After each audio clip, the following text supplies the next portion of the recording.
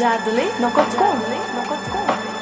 Fin dil hoa deyin gerek mana. Fin yaşayış finin min demalya.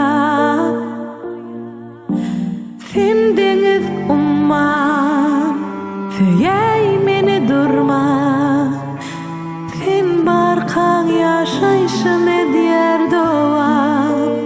Gel duy beni kimseyimi yıllılan bari korar bizi özümden özge dözmen seni gel söy beni söy beni.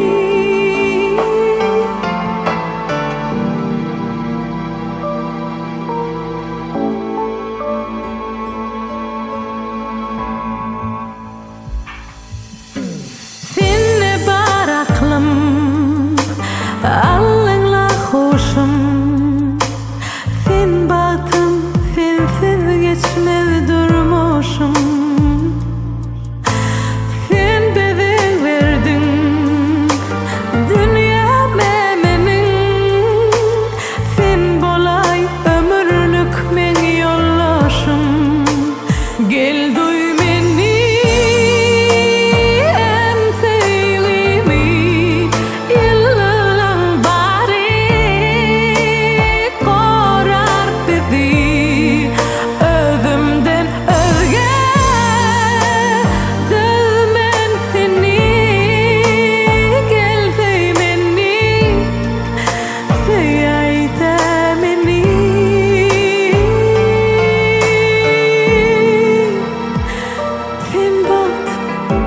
hakikat